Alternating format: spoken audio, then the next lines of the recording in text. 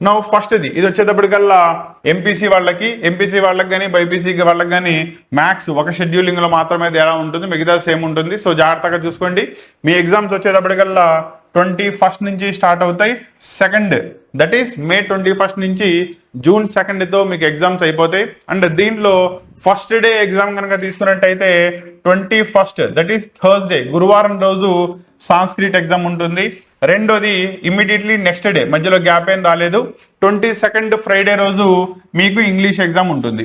Main subjects that is maths కనుక తీసుకున్నట్టయితే 22nd English రాసిన తర్వాత మళ్ళీ నీకు 25th మ్యాథ్స్ ఉంటుంది. అంటే 23rd 24th 2 days నీకు ప్రిపరేషన్ కి టైం మిగులుతుంది. 25వ తేదీ మండే రోజు మ్యాథ్స్ ఎగ్జామ్ రాయాల్సి వస్తుంది. నెక్స్ట్ మ్యాథ్స్ ఎగ్జామ్ అయిపోయిన తర్వాత 26, 27, 28, 29 4 days మధ్యలో ప్రిపరేషన్ గ్యాప్ వస్తుంది.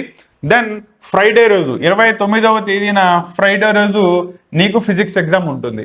నెక్స్ట్ ఫిజిక్స్ ఎగ్జామ్ రాసిన తర్వాత డైరెక్ట్లీ జూన్ 2న నీకు ట్యూస్డే రోజు కెమిస్ట్రీ ఎగ్జామ్ ఉంటుంది.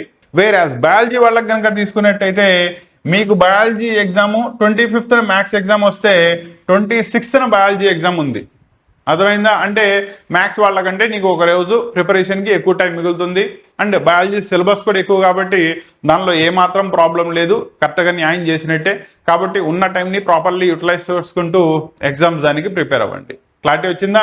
బెటర్మెంట్ లేదా సప్లిమెంటరీ రాసే స్టూడెంట్స్ కోసం maths, physics, chemistry, biology, English and Sanskrit each subject కి సంబంధించిన షార్ట్ టర్మ్ కోర్స్ ని మీ ముందుకు తీసుకురావడం జరిగింది. And at a nominal fee 799 rupees